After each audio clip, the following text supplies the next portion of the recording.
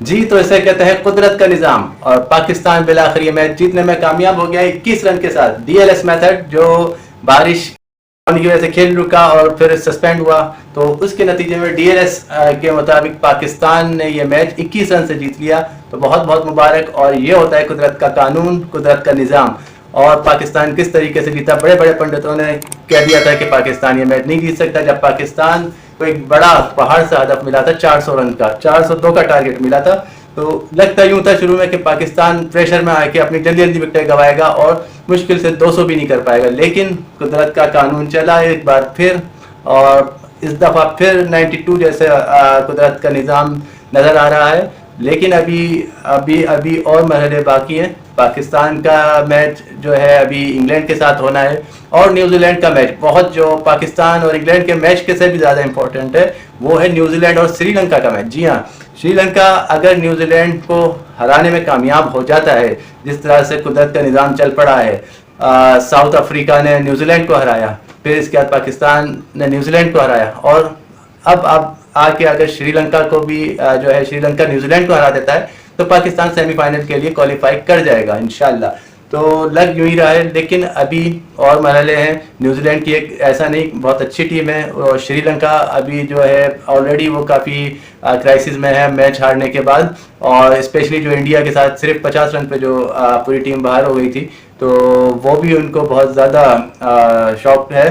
तो इसके लिए श्रीलंका को भरपूर मेहनत करनी होगी न्यूजीलैंड को हराने के लिए। तो अभी मरहले और बाकी हैं, और अभी हम नहीं कह सकते, लेकिन कुदरत का निज़ाम चलता हुआ नज़र आ रहा है। और जिस तरह से एक बड़ा पहाड़ पाकिस्तान ने सर किया, 400 रन, जो कि स्टार्ट पाकिस्तान के ओपनर्स, सारा जो दाद है वो फ़खर जमान पे जाती है। फ़खर जमान जो है one of the best inning थी इनकी इस वर्ल्ड कप की। अगर हम कहा जाए तो ये कहना दुरुस्त होगा कि वर्ल्ड कप में जितनी भी इनिंग्स हुई हैं, बहुत अच्छी अच्छी इनिंग्स हुई हैं। डेविड वार्नर की हुई है, मैक्सवेल की हुई है, और इसी तरह और भी अच्छे मतलब खिलाड़ियों की हुई है। रोहित शर्मा ने भी अच्छी खेली, मगर पाकिस्तानी होने के लिहाज से और जिस तरह से प्रेशर में जो इनिंग खेली, मतलब आपके 400 रन का टारगेट, उसके प्रेशर में आप इस तरह की इनिंग्स खेल जाएं, तो ये लाजवाब है और ये एक्स्ट्रा ऑर्डिनरी है, और ये बहुत कम नज़र आता है इस तरह का। और 11 छक्के, जी 11 छक्के शामिल थे फ़खर की इस बैटिंग में। उन्होंने 11 छक्के और 8 चौकों की मदद से उन्होंने 124 रन, शानदार 124 रन बनाए, सेंचुरी करी। और 124 रन वो भी सिर्फ 84 बॉल्स पे। मतलब अगर आप उनका स्ट्राइक रेट देखें तो 155.5 का स्ट्राइक रेट। क्या लाजवाब स्ट्राइक रेट और क्या लाजवाब उनकी बाउंड्री। कोई ऐसा बॉलर नहीं छोड़ा जिनको इन्होंने इस तरह की धुनाई नहीं लगाई। और मिडिल ऑफ द बैट, बिल्कुल जो भी इन्होंने शॉट हिट करे middle of the bat, front foot पे जाते हुए, स्पिनर्स को भी और फास्ट पेसर्स को भी इन्होंने इसी तरह लगाए। और कहीं ये महसूस नहीं हुआ कि वो मुश्किल में आए हों या उनको एज लग के चौका हो गया हो या छक्का हो गया हो। उन्होंने मिडिल ऑफ द बैट खेला, और किसी वक्त भी ऐसा नहीं लगा कि वो किसी प्रेशर की वजह से। लेकिन साथ में अगर हम बाबर आजम की भी तारीफ करनी चाहिए, क्योंकि उन्होंने भी पिछले मैचों की बनस्बत अच्छे स्ट्राइक रेट से खेला, और 100 से थोड़ा सा ऊपर स्ट्राइक रेट था उनका।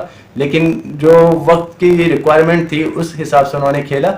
अगर विकेटें वहाँ से दूसरे एंड सेकेंड डे लगती तो प्रेशर ज़्यादा बढ़ जाता फ़खर पे और वो आउट होने के चांसेस थे। तो बाबर आजम की भी नो डाउट बहुत अच्छी इनिंग रही और बहुत भरपूर साथ दिया उन्होंने, और इसी तरीके का साथ होना चाहिए था फ़खर जमा के लिए। और वेल डन फ़खर जमा।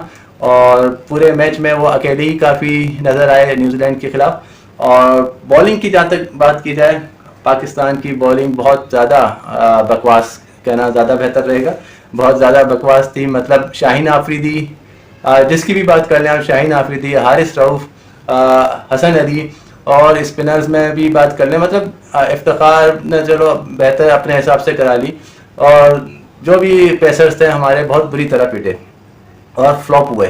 विकेट्स भी उन्होंने जो है एंड में जाके हमें मिल गई 5-6 विकेटें, लेकिन बॉलिंग बहुत पिटी है हमारी, बहुत बोगस बॉलिंग है। अगर कुदरत का निज़ाम चलता है, हम सेमीफाइनल तक पहुंचते भी हैं, तो लेकिन हमें ये सोचना होगा कि हमें हमारा ये बॉलिंग जो अटैक है ये हमें किस तरह जिताएगा।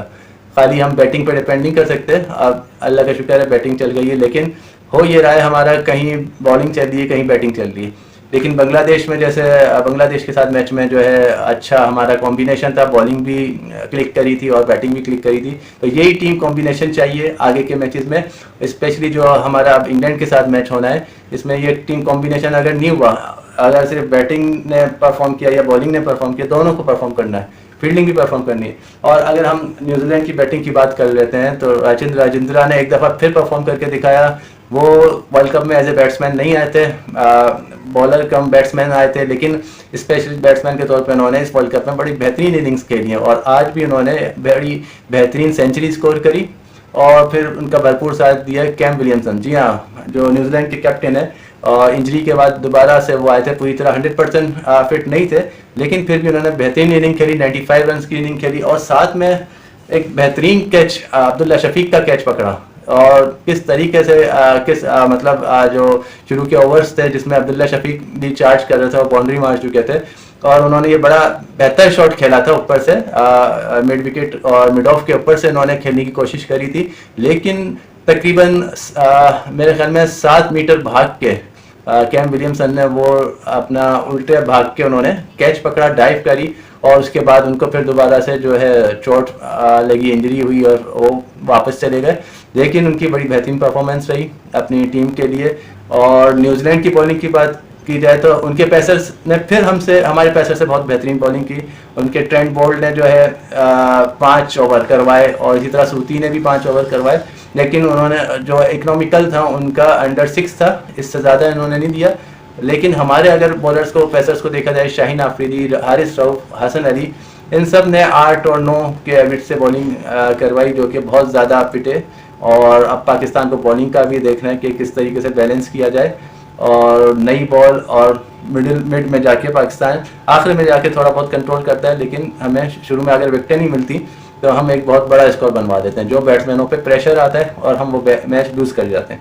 लेकिन कुदरत का करना आज बहुत अच्छा हुआ एक दफ़ा फिर कि बारिश हो गई, और बारिश के इम्कानात हल्की बारिश के थे, लेकिन इतने इम्कानात नहीं थे, लेकिन काफ़ी देर जो है सस्पेंड रहा, तो उसमें चांसेस, पहले दूसरा टारगेट मिला, फिर आगे जाके फिर दूसरा टारगेट, लेकिन इन दी एंड वो सस्पेंड हुआ मैच और फैसला पाकिस्तान के हक में आया और 21 से पाकिस्तान को जीत मिली। अब पॉइंट्स टेबल में देखा जाए तो पाकिस्तान इस वक्त 5वें नंबर पे है और न्यूजीलैंड 4थे नंबर पे है। न्यूजीलैंड 4थे नंबर पे, हालांकि पॉइंट्स देखे जाए दोनों के 8-8 पॉइंट्स बराबर हैं, लेकिन न्यूजीलैंड अपने नेट रन रेट की वजह से थोड़ा सा उसको बेनिफिट से कि वो ऊपर है हमारे से। उसका जो नेट रन रेट है वो मेरे ख्याल में 0.3 के करीब है, 0.03 है, और पाकिस्तान का भी मेरे ख्याल में 0.02 इस तरह का है। बहरहाल उनका न्यूजीलैंड का जो है पॉजिटिव में 0.03 है और पाकिस्तान का 2 में है, तो न्यूजीलैंड को बढ़तरी हासिल है नेट रन रेट की वजह से। तो अगर पाकिस्तान इंग्लैंड को एक ज़्यादा अच्छे मार्जिन के साथ हराने में कामयाब होता है तो डेफिनेटली पाकिस्तान का नेट रन रेट भी इंक्रीज़ होगा और पाकिस्तान जो है सेमीफाइनल के लिए भी क्वालिफाई कर सकता है बसूरत इसके कि न्यूजीलैंड को भी हारना होगा श्रीलंका के साथ। तो देखते हैं आगे कुदरत का निज़ाम किस तरह चलता है और पाकिस्तान अपना बकिया मैच में किस तरह परफॉर्म करता है। तो दोनों कॉम्बिनेशन चाहिए, कुदरत का निज़ाम भी चाहिए और पाकिस्तान की मेहनत भी चाहिए। जब तक के लिए खुदाफिज़, अल्लाह।